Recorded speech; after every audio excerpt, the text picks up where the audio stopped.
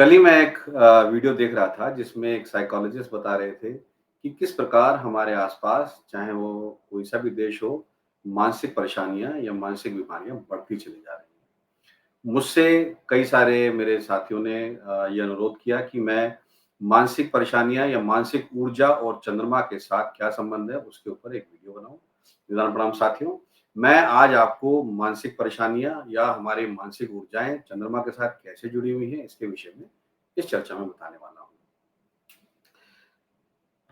चंद्रमा हमारे जीवन में किस प्रकार काम करता है, इसको थोड़ा-सा पहले हम समझने की कोशिश करते हैं। सूर्य हमारे एकमात्र सोर्स हैं ऊर्जा के और रोशनी के, जो प्राकृतिक नेचुरल सोर्स हैं। चंद्रमा उसी रोशनी को हमारी तरफ रिफ्लेक्शन के द्वारा हमारी तरफ भेजते हैं, जो हमें रात के समय में दिखते हैं। सूर्य जो है किसी भी चीज़ को पैदा करने की क्षमता रखते हैं। सूर्य की रोशनी से, सूर्य की ऊर्जा से कोई भी चीज़ पैदा जैसे आम है, सूर्य की रोशनी से, सूर्य की क्षमता से पैदा हो सकता है ऊर्जा से, लेकिन उसकी मिठास चंद्रमा देते हैं। तो सूर्य जो है क्वांटिटेटिव काम करते हैं और चंद्रमा एक क्वालिटेटिव काम करते हैं।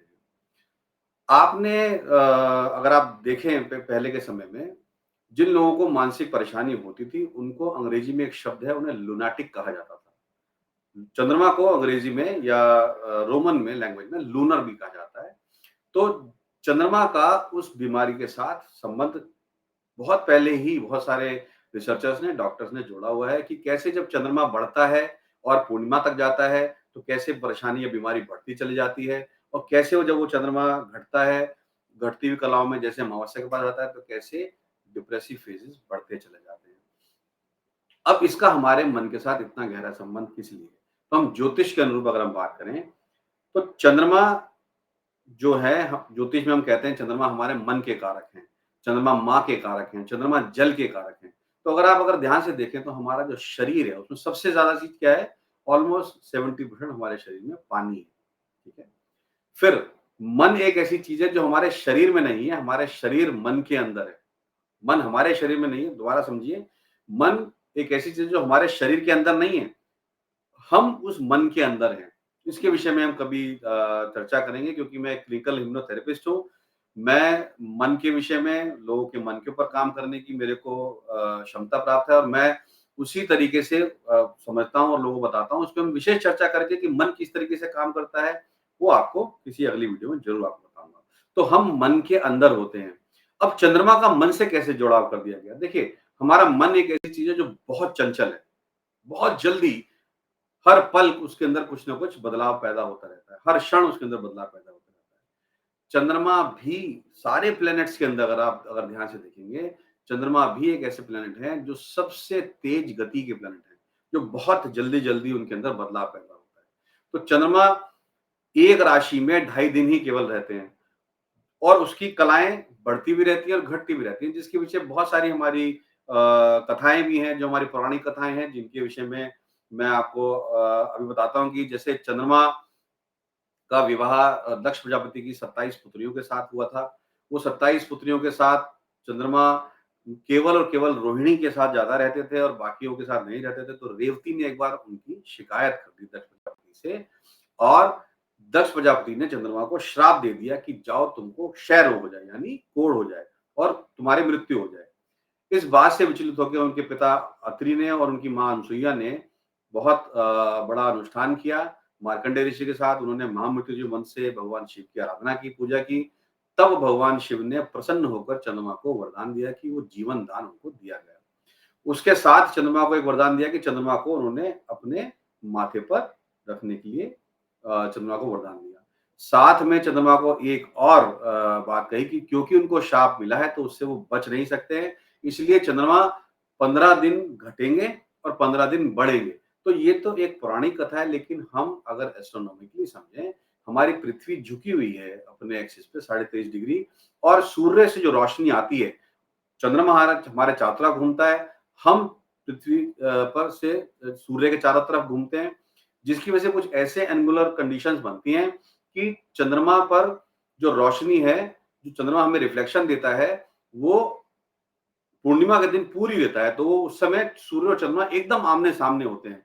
और जब चंद्रमा अमावस्या का बिल्कुल छुप जाता है, बिल्कुल रोशनी खत्म हो जाती है, तो चंद्रमा और सूर्य बिल्कुल पास-पास होते हैं, 0-0 डिग्री पर होते हैं। तो जिसकी वजह से अमावस्या हमको मिलती है। अब चंद्रमा को ही मन का कारण क्यों बताया? पहला कि एक तो वो सबसे तेज गति के चलने वाले ग्रह हैं। उसमें उनमें हर पल जैसे हमारे मन में कभी अच्छी बातें बहुत ज़्यादा आती हैं, कभी बुरी बातें ज़्यादा आती हैं, हर पल कुछ न कुछ बदलाव हमारे अंदर आते रहते हैं।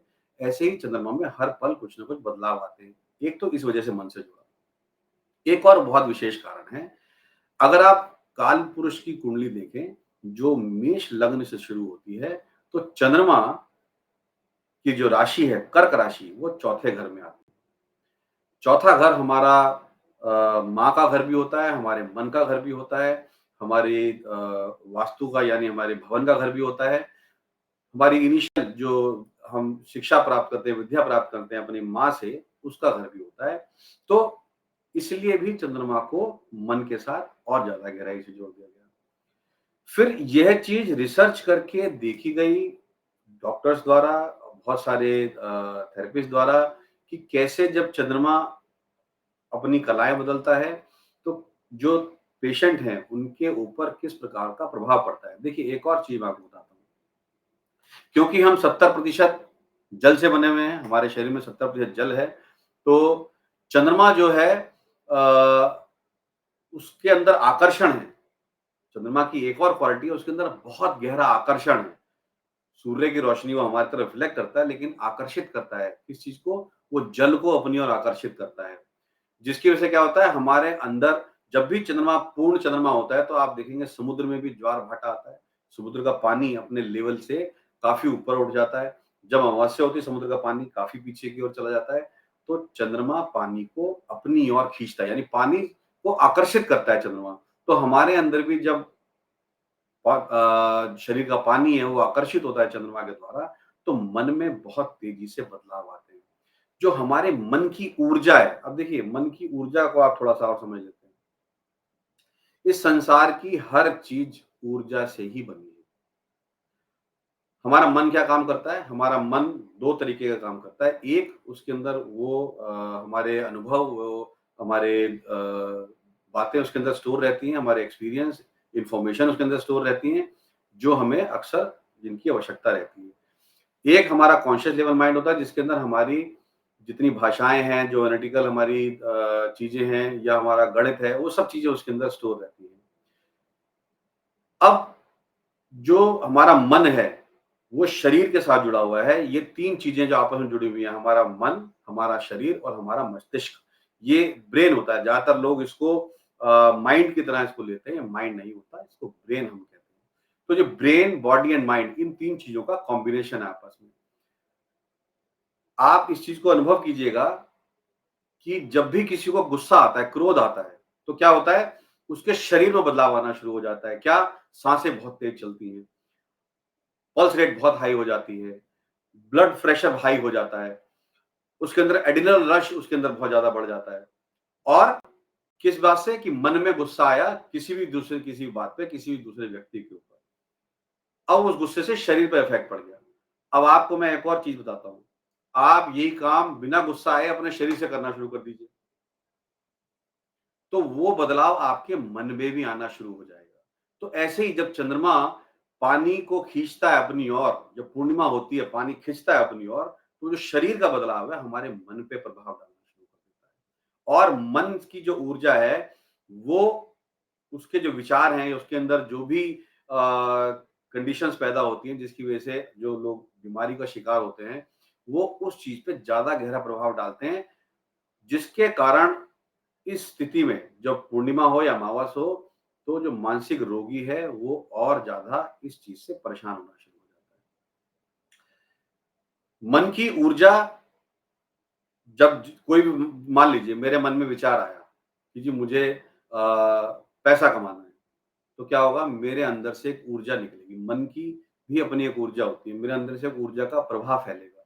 वो ऊर्जा का प्रवाह उस प्रकार की चीज़ों को अपनी ओर आकर्षित करेगा। अच्छा, मान लीजिए मैं गुस्से में हूँ, तो गुस्सा कहाँ पे इसको ऐसे भी समझिए कि कैसे काम करता है। पहले गुस्सा कहाँ पे आएगा? मन में आएगा, ठीक है? फिर मन से इन्फॉर्मेशन कहाँ जाएगी? आपके ब्रेन में जाएगी। ब्रेन वो इन्फॉर्मेशन आपके बॉडी पे ट्रांसमिट करेगा कि बॉडी को ब्रेन गाइड करेगा कि बॉडी को ऑर्डर करेगा कि बॉडी ने ये वाले एक्शन करने हैं, ठीक है? ऐसे ही मन में जब विचार आता है कि पैसा कमाना है, तो ब्रेन उस चीज़ को प्रोसेस करेगा और बॉडी से उस किस्म के काम करवाएगा। तो ये बॉडी, ब्रेन और माइंड का जो आपस में संबंध है, उसका बहुत गहरा असर हमारे ऊर्जा के क्षेत्र पर भी पड़ता है। तो जो मन से जो भी विचार निकलता है, तो वो एक किस्म की ऊर्जा पैदा करता है। इसको एक और बात से समझने की कोशिश करते हैं। मान लीजिए मेरे अंदर किसी के प्रति प्रेम का भाव है, पर मैं उसको व्यक्त नहीं कर पा रहा हूँ और तो मैं अपने मन में अगर रखता हूँ तो उसके बा जो मेरे मन की जो भावना है, उसकी तरंगे, उसकी ऊर्जा निकल के उस व्यक्ति के पास जाती हैं और उसको भी ऐसा ही कुछ फ़ील या प्रतीत करा सकती है, अगर वो इन भावनाओं को समझने में सक्षम हो या वो भी कुछ संवेदनशील हो, सेंसिटिव हो कि उन भावनाओं को समझ सके। दूसरा एक और चीज़, मान लीजिए मेरे किसी के प्रति मेरे मन में बहुत ज़्यादा क्रोध है या मेरे को किसी के मन में बहुत ज़्यादा ईर्ष्या है। जैसे कहते हैं ना, अब बहुत सारे लोग कहते हैं जी नज़र-वज़र कुछ नहीं होती, नज़र नहीं लगती। मैं कह रहा हूँ नज़र लगना, इसका संबंध आँख की नज़र से नहीं है। नज़र लगने का संबंध हमारे मन से है। क्योंकि जब व्यक्ति ईर्ष्या से कुछ किसी चीज़ को देखता है, किसी दूसरे व्यक्ति की, तो वो एक ऊर्जा उसके अंदर से निकलती है, जो ऊर्जा दूसरे व्यक्ति को परेशानी पहुँचा सकती है या पहुँचाती भी है। इसके लिए अभी तक कोई ऐसा साइंटिफिक मीटर नहीं बना कि इस चीज़ को जाँच सके, लेकिन हाँ, इस चीज़ को हम प्रयोग करके देख सकते हैं और ऐसा होता है, कई बार प्रयोग करके देखा भी गया है कि किसी के प्रति अगर मन में ईर्ष्या का भाव है, तो वो उस व्यक्ति को भी उस प्रकार की भावनाएँ आनी शुरू हो जाती हैं। मैं एक और मन का आपको प्रयोग बताता हूँ, जो कि यहाँ नहीं, विदेश में, रशिया में कहीं किया गया कि एक डॉक्टर थे, उन्होंने अपने मेरे मित्र से कहा कि तुम करीबन 1000 किलोमीटर दूर जाओ, वहाँ कोई भी जगह हो, गार्डन हो, मेरे को वहाँ जाके फ़ोन करो। उन्होंने वहाँ जाके फ़ोन किया, बताया कि गार्डन में एक आदमी बेंच पे बैठा हुआ है। डॉक्टर ने अपने मन से ये संदेश भेजना शुरू करा उस बेंच पे बैठे हुए व्यक्ति को। अब देखिए ये मन की ऊर्जा कैसे काम करती है। डॉक्टर ने मन से संदेश देना शुरू करा उस बेंच पे बैठे हुए व्यक्ति को कि तुम सो जाओ, और वो व्यक्ति सो गया थोड़ी देर में। फिर डॉक्टर ने उसको संदेश दिया कि अब तुम जाग जाओ, और कुछ 10-15 मिनट बाद उसको जगा भी लिया। जो व्यक्ति वहाँ बैठा हुआ था, उसने वहाँ जाके उस व्यक्ति से पूछा कि तुम्हारे साथ क्या हुआ? तुम अचानक सो गए? बोला मुझे भी नहीं पता मेरे साथ क्या हुआ। अचानक मुझे फ़ील हुआ कि मुझे बहुत नींद आ रही है। फिर अचानक मुझे फ़ील हुआ कि मुझे जाग जाना चाहिए। तो मन की ऊर्जा इतनी गहराई से काम करती है। वही मन की ऊर्जा चंद्रमा के साथ इतनी गहराई से जुड़ी हुई है, क्योंकि चंद्रमा के अंदर इतने जल्दी-जल्दी बदलाव आते हैं, इतनी उसकी हर बार उसकी कला बदलती रहती है और हर बार उसके, जैसे कहते हैं कि चंद्रमा में 16 कलाएँ होती हैं, तो वो हर बार उसकी कला बदलती है और हर बार व्यक्ति के मन पे भी प्रभाव डालती है। इसलिए क्योंकि वो चंद्रमा से आने वाली ऊर्जा और हमारे मन की ऊर्जा आपस में बहुत गहराई से जुड़ी हुई होती हैं और हमारे शरीर का पानी और उसकी ऊर्जा भी चंद्रमा की ऊर्जा के साथ जुड़ी हुई है। इसीलिए चंद्रमा का और मन का आपस में बहुत गहरा संबंध हो जाता है। जब भी व्यक्ति इस प्रकार की परेशानियों में आता है, तो ऐसे व्यक्ति को क्या करना चाहिए? सबसे पहले तो अपने चंद्रमा को महसूस करना चाहिए, देखना चाहिए कि चंद्रमा मेरे जीवन में क्या बदलाव लेके आ रहा है। तो उसको जैसे हम एक कुंडली के माध्यम से देखते हैं, समझते हैं कि कैसे वो चंद्रमा उस व्यक्ति के जीवन में क्या प्रभाव लाके लेके आ सकता है, क्या प्रभाव उसको दे सकता है। हम एक कुंडली के माध्यम से समझते हैं। मैं एक कुंडली आपको दिखाता हूँ।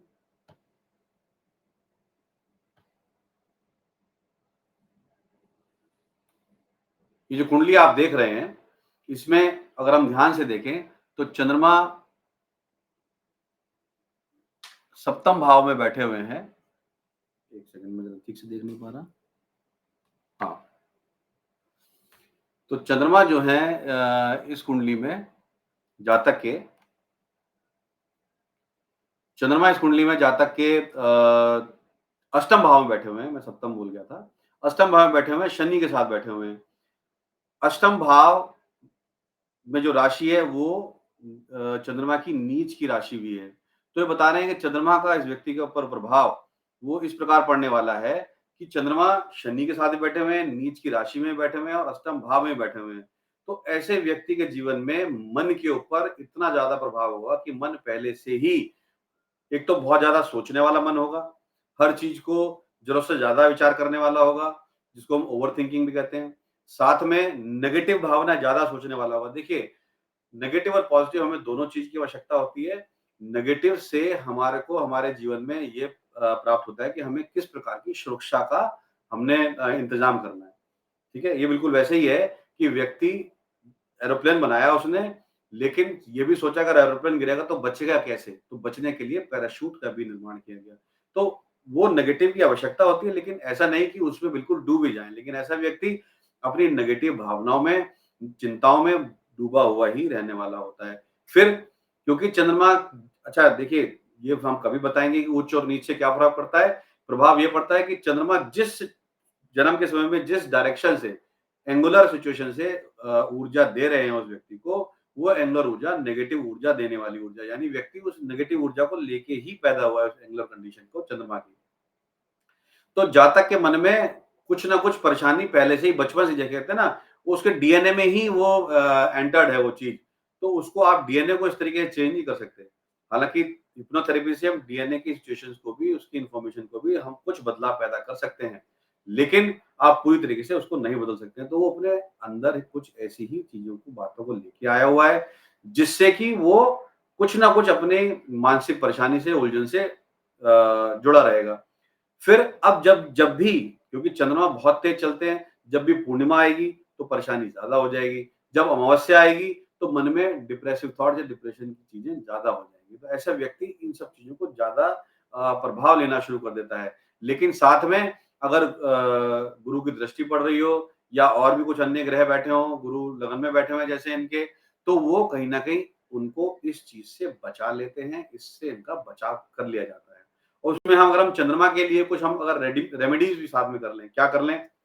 एक हम चंद्रमा का यंत्र लें जिससे कि हम चंद्रमा की ऊर्जा को बढ़ाएँ। उस पानी चंद्रमा के यंत्र को पानी में रखें, वो पानी हम लगातार पिएँगे तो हमारे अंदर चंद्रमा की जो ऊर्जा है, जो चंद्रमा की जो शक्ति है वो हमारे अंदर बढ़नी शुरू हो जाएगी। या फिर हम साथ में क्या करें, हम पूर्णिमा के समय चंद्रमा की रोशनी में बैठें और उस रोशनी को हम अपने अंदर एब्ज़ॉर्ब करें। देखिए जैसे विदेश में तो बहुत कल्चर है कि लोग सनलाइट लेने के लिए बीचेज़ के ऊपर जाते हैं और वहाँ जाके लेट जाते हैं। तो क्या करते हैं वो सनलाइट अब्ज़ॉर्ब कर रहे होते हैं। किस लिए? कि सनलाइट से उनको सन की ऊर्जा प्राप्त हो रही होती है। ऐसे ही चंद्रमा की रोशनी से आप चंद्रमा की ऊर्जा प्राप्त कर सकते हैं और चंद्रमा की शक्ति को अपने अंदर बढ़ा सकते हैं। वही चंद्रमा की शक्ति आपके मन की शक्ति को भी अपने आप बढ़ा देता है। क्यों? क्योंकि चंद्रमा और आपके मन की ऊर्जा का आपस में गहरा संबंध, जैसे कि मैंने आपको बताया। फिर आप देखो चंद्रमा का संबंध जल से है, तो जल का व्यर्थ उपयोग ना करें। जल को उतना ही उपयोग करें, उसका सदुपयोग करें, उसका व्यर्थ उसको ना जाने दें, तो चंद्रमा आपको शक्ति देना शुरू कर देता है। साथ में चंद्रमा माँ के साथ जुड़ा हुआ है, तो अपनी माँ का आशीर्वाद लें, अपनी माँ की सेवा करें, अपनी माँ को मान-सम्मान दें। अच्छा वैसे भी माता और पिता हमेशा मान-सम्मान, आशीर्वाद लेने के लिए और पूजनीय हमेशा ही होते हैं। इस बात से इसका संबंध तो है कि चंद्रमा माँ का सिग्निफिकेटर है, चंद्रमा माँ को रिप्रेजेंट करते हैं ज्योतिष के अंदर।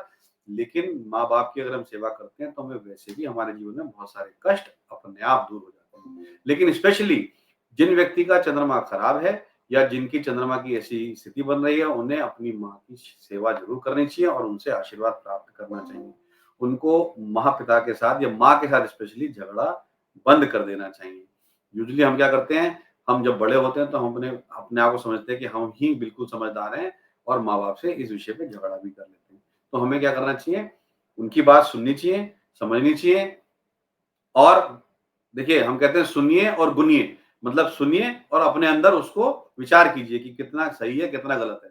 पर करिए जो आपके मन की इच्छा हो, अपने अनुसार ही आपको काम कर लेना चाहिए। लेकिन सुनना भी चाहिए, समझना भी चाहिए क्योंकि जो हमारे माँ-पिता हैं, उनके पास हमसे ज़्यादा अनुभव है और उस अनुभव का हमें लाभ उठाना चाहिए। ये मेरा अनुभव, मेरी समझ मुझसे कहती है। तो चंद्रमा को अगर ठीक करना है तो भाई माता की सेवा करें, माता से आशीर्वाद लें और माता के साथ मीठे बोल बोलें, उनसे सौहार्दपूर्ण अपना व्यवहार रखें। तो ये कुछ उपाय हैं जो कि आपको चंद्रमा को ठीक करेंगे, वही आपके मन को भी ठीक करेंगे और एक देखिए बहुत बड़ी बात है, जब भी मन बोझिल हो, मेरा अपना अनुभव है, जब भी मन बोझिल हो, आप अपनी माँ के पास जाएँ, बैठें, उनसे 2 बातें करें, आपका मन वैसे ही अपने आप हल्का होना शुरू हो जाता है। जब मन हल्का और शांत होता है, तो आप ज़्यादा अच्छे तरीके से विचार कर सकते हैं और ज़्यादा अच्छे निर्णय लेके, ज़्यादा अच्छे डिसीज़न लेके, ज़्यादा अच्छा काम भी कर सकते हैं। तो चंद्रमा के जो उपाय हैं उसमें सबसे बड़ा उपाय तो यही है कि आप अपनी माता के साथ अच्छा सौहार्दपूर्ण संबंध स्थापित करें। आज जैसे मैंने आपको चंद्रमा के विषय में बताया, आज की चर्चा हम यहीं तक रखते हैं और फिर मिलेंगे अपनी अगली चर्चा में कुछ नए विषय के साथ। हमारे चैनल के साथ आप जुड़े रहिए, चैनल को आप सब्सक्राइब कीजिए और इस वीडियो को आप शेयर और लाइक ज़रूर कीजिएगा जिससे और लोग भी इस जानकारी को जान सकें। धन्यवाद।